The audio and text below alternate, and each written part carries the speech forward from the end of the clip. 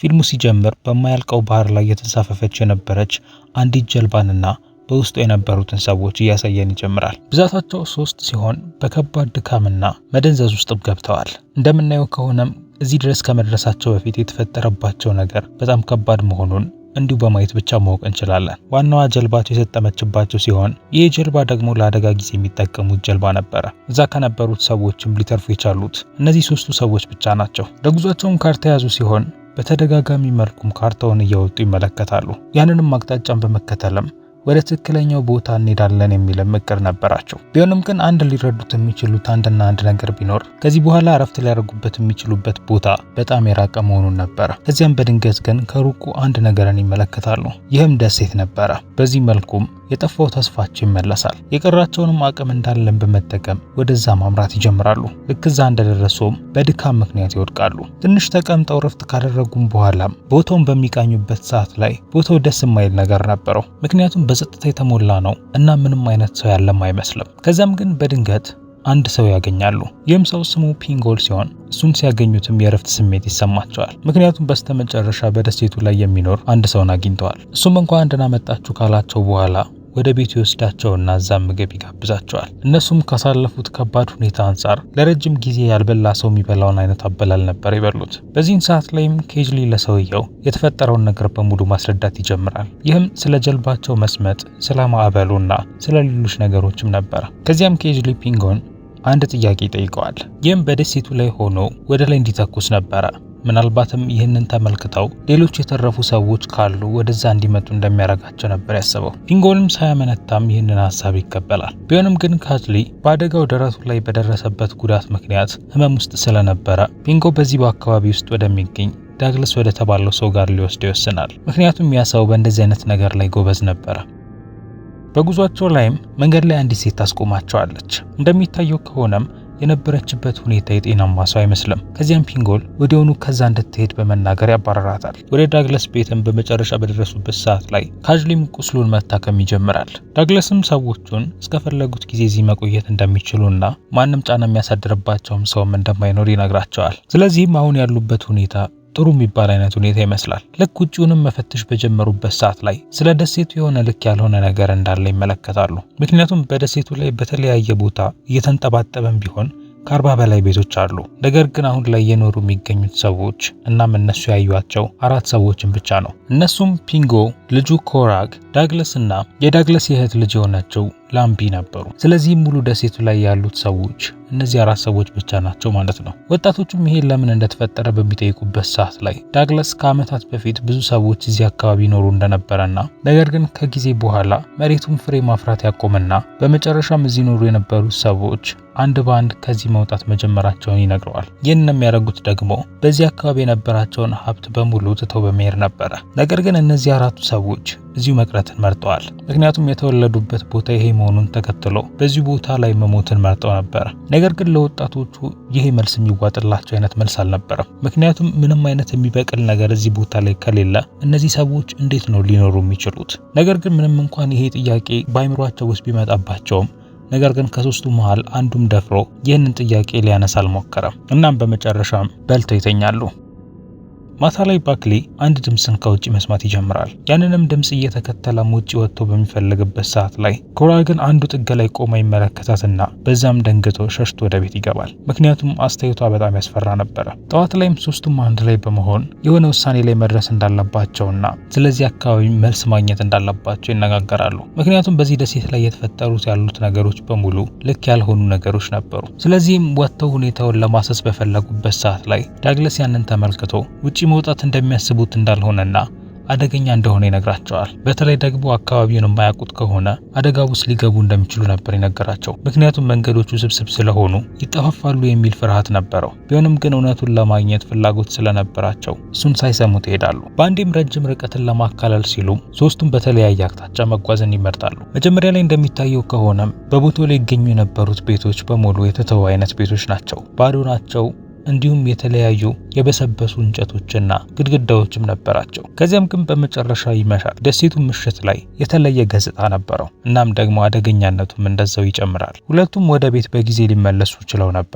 ቢሆንም ፓሪስ ግን ሊመለስ አልቻለም። በጫካው ውስጥም የመጣበት መንገድ ጠፍቶት በግራ መጋባት ውስጥ ይገኛል። በቻለው አቅምም ከዛ ለመውጣት በተደጋጋሚ ሲሮጥ ነበረ። ቤት ውስጥ የሚገኙት ሁለቱም የፓሪስን አለመመለስ ከተገነዘቡ በኋላ ስለሱ መጨነቅ ይጀምራሉ። ቢሆንም ግን ዳግላስ ወደ ውጪ ሄደው እሱን መፈለግ እንደማይችሉ ይነግራቸዋል። ምክንያቱም ፓሪስ የትኛውን ቦታ ላይ ቢሆን እዛ መሆኑ ለሱም ይሆን ለነሱ የተሻለ ጥቅም እንደሚሰጣቸውና አለበለዚያና እሱን ለመፈለግ ከወጡ ግን ራሳቸውንም አደጋ ውስጥ ሊከቱ እንደሚችሉ ይነግራቸዋል። በዚህም ሰዓት ላይም የሆነ ልክ ያልሆነ ነገርን ይመለከታሉ። ምክንያቱም በቅርባቸው ተቀምጦ የነበረችው ኮራክ የተለየ ባህሪን ማሳየት ትጀምራለች። አስተያየቷ፣ ሁኔታዋና የስሜቷ መለዋወጥም የጤነኛ ሰው አልነበረም።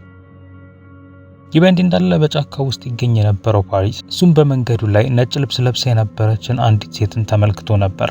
ሮጦ የቻለውን ያክል ቢሄድ እንኳን ያቺ ሴት ደጋግማ ትከተለዋለች። ቤት ውስጥ ያሉት ተጨማሪ መረጃን በሚሰበስቡበት ሰዓት ላይ በመጨረሻ አስደንጋጭ ነገርን ያገኛሉ። ይህም ስለዚህ ደሴት የተጻፈም ይሆን በካርታው ላይ የሚገኝ ምንም አይነት መረጃ አልነበረም። ይህም ሁኔታም በጣም ያስደነገጣቸው ነገር ነበረ።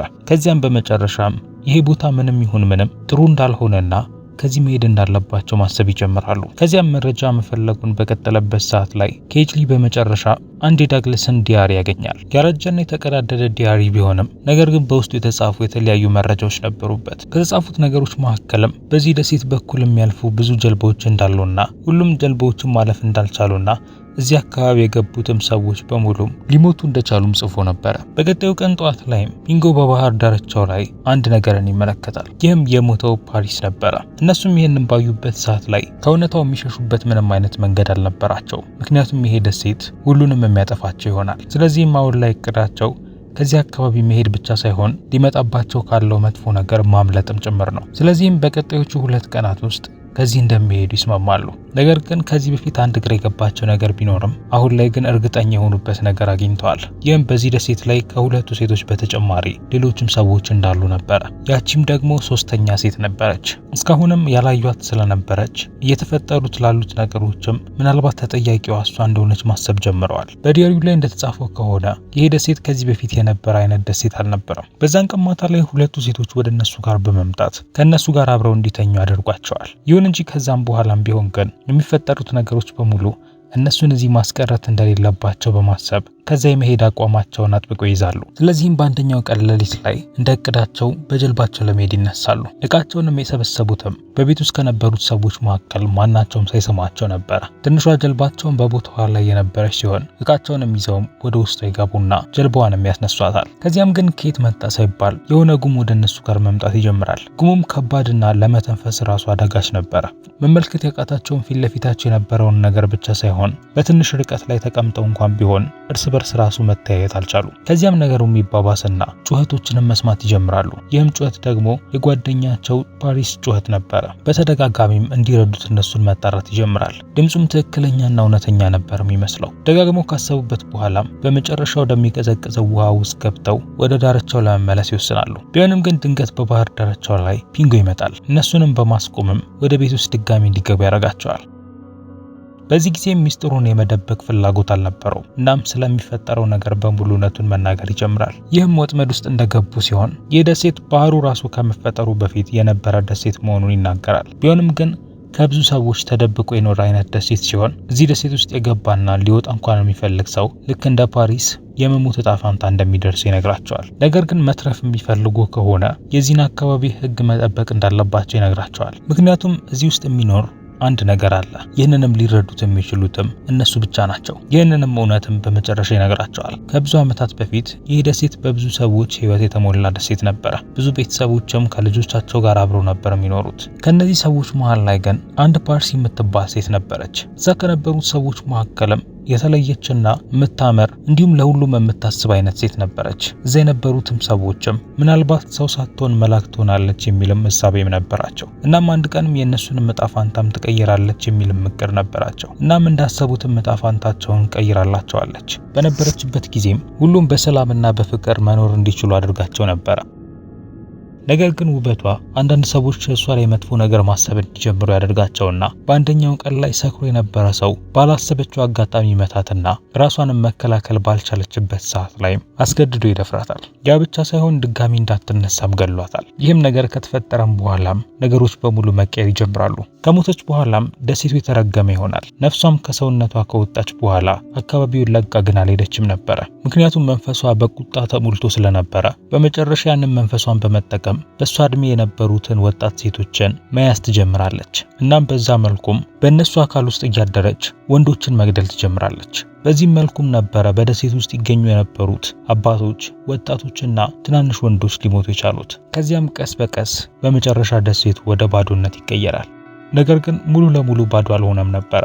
አሁን ላይ በደሴት ውስጥ የቀሩት ወንዶች በህይወት እንዲቆዩ ተፈቅዶላቸዋል። ይህንንም ያደረገችው ምህረት አድርጋላቸው አልነበረም። ይልቁኑ መንፈሷ ደሴቱ ሙሉ ለሙሉ እንዲጠፋ አይፈልግም ነበረ። ምክንያቱም በቦታው ላይ ማንም ሰው ማይኖር ከሆነ ማንም ሰው እዚህ መምጣት አይችልም ማለት። ነገር ግን ሰዎች እንዲመጡና ይሄ እርግማንም እንዲቀጥልም መንፈሷ ይፈልግ ነበረ።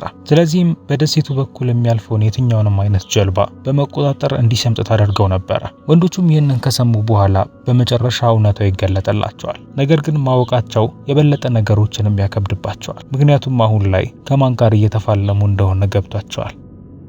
በዛን ቀን ማታ ላይ ወደ ካዥሊ ኮራክ ትመጣለች። እናም ለመጨረሻ ጊዜም በስትክክሉ ማውራት ትጀምርና ከዛ ቦታም እንዲሄድ ትነግረዋለች። ምክንያቱም መንፈሷ የሚያስተርፋቸው አልነበረም። ከዚያም ደግሞ በድንገትም ትሰወርበታለች። እሱ ግን ጥያቄውን አልጨረሰም ነበረ። ተከትሏትም ወደ እሷ ጋር ባመራበት ሰዓት ላይ ድንገት ክፍሏ በመግባት በሩን ትዘጋዋለች። ከዚያም ግን በበሩ ቀዳዳ በኩል አጮልቆ ሲመለከት ያላሰበውን አስፈሪ ነገር ይመለከታል። ይህም ያልታወቀ መንፈስ ሰውነቷን ሲቆጣጠረውና ሰውነቷን ሲቀይረው ነበረ። ከዚያም በድንገትም ማታ ላይ የተኩስ ድምጽን ይሰማሉ። ጠዋት ላይም ለማጣራት ወደዛ ቦታ በሄዱበት ሰዓት ላይ ባክሊ እንደሞተ ይገነዘባሉ። አሁን ላይም የቀረው አንድ ሰው ካዥሊ ብቻ ነው። በዚህን ሰዓት ላይም ደሴቱ የሱ የነበሩትን ነገሮች በሙሉ እየወሰደበት ያለ ሲሆን የሚቆይ ከሆነ ደግሞ ቀጣዩ እሱ ነው የሚሆነው። አሁን ላይም እየተሰማ ያለው ነገርም ከፍርሃትም በላይ ከባድ ነገር ነበረ። አሁን ላይም ደሴቱ ምን ያክል ከባድ እንደሆነም ስለገባው ወዲያውኑ ከዛ ለመሄድ ያስባል። እነ ዳግላስም እንደዛው ከዚህ ለመሄድ የመጨረሻ እድሉ ይሄ ሊሆን እንደሚችል በማሰብ እንዲዘገጃጅም ይነግሩታል። ቢሆንም በዚህን መሃል ላይ ግን አዲስ ነገር ይፈጠራል። ይህም ኮራክ ድንገት ራሷን ትስታለች። ከዚያም ልክ እንደ በፊቱም ሰውነቷ የተለየ ባህሪን ማሳየት ይጀምራል። ሰውነቷንም የተቆጣጠረው መንፈስም እሷን ማንቀጥቀጥና አይኗንም መቀየር ይጀምራል። ከዚያም ዳግላስ እሷን አቅፎ ከወሰዳት በኋላ በመጨረሻ ላይ ባልጓ ላይ አስተኝቶ ሌላ ጉዳት እንዳታመጣ በሚል እጇን ካልጋው ጋር አስሮ ያስቀምጣታል።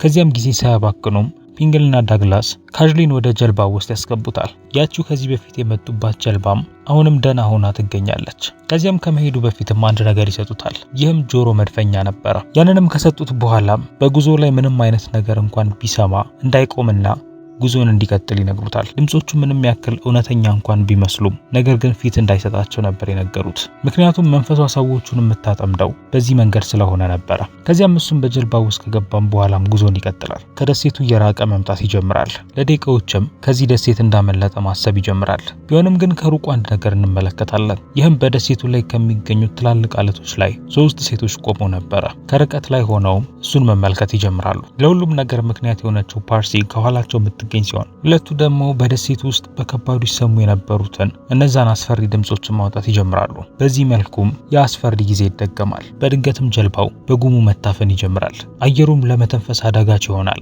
እናም እነዛ ከባድ ድምጾችም እሱን መረበሽ ይጀምራሉ። መጀመሪያ ላይም ፓሪስ ነበረ ለእርዳታ የጠራው የነበረው። ከዚያም ግን ባክሊም እንደዛው ከዛ እንዲሄድ መለመን ይጀምራል። ድምጹም እውነተኛ ድምጽ ነበር የሚመስለው። ከዚያም በድንገትም ካዥሊም ራሱን መሳት ይጀምራል። ምንም እንኳን የጆሮ መድፈኛውን እንኳን አርጎ ቢሆንም ነገር ግን ድምጾቹ አሁንም በጭንቅላት ውስጥ መግባታቸውን ይቀጥላሉ። ምክንያቱም እነዛን ድምጾች ተፈጥሮበት የነበረው ከጆሮ በተጨማሪ በጭንቅላት ውስጥም ነበረ።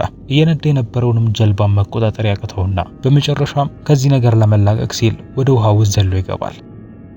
አለቱ ላይ ይገኙ የነበሩት ሁለቱ ሴቶችም የሚፈጠረውን ነገር በሙሉ በድንጋጤ ውስጥ ሆነው ይመለከታሉ። ቢሆንም በዚህ ጊዜ ግን ልክ እንደ በፊቱ በጭካኔ ለመቀጠል አልወሰኑም። እንደ በፊቱም በእሷ ከባድ ቁጥጥር ውስጥ ያልነበሩ ሲሆን ለሱም ያስቡለት ስለነበረ እናም ይሄ ነገር ስለሰለቻቸው የመጨረሻ ውሳኔን ይወስናሉ። ይህም ምርጫቸው ወደፊት ለመራመድና ራሳቸውን ከአለቱ ላይ ለመጣልና ለመሞት ነበረ። ይህም በመጨረሻም እነሱም ከነበሩበት ወጥመድ ውስጥ እንዲወጡና ይሄ እርግማንም እንዲቀር የሚያደርገው ነበረ። ልክ እንደሞቱም የፓርሲን ፓወር ይቀንሳል። በደሴቱ ላይ የነበራት አቅም በሙሉም መጥፋት ይጀምራል። ከዚያም በድንገትም ጸጥታው ይመለሳል። ጀልባውንም ከቦት የነበረውም ጉም ከጠራም በኋላም ኬጅሊ እንዳልሞተ እንገነዘባለን። ምክንያቱም ከጀልባው ላይ የዘለለው አውቆ ነበረ።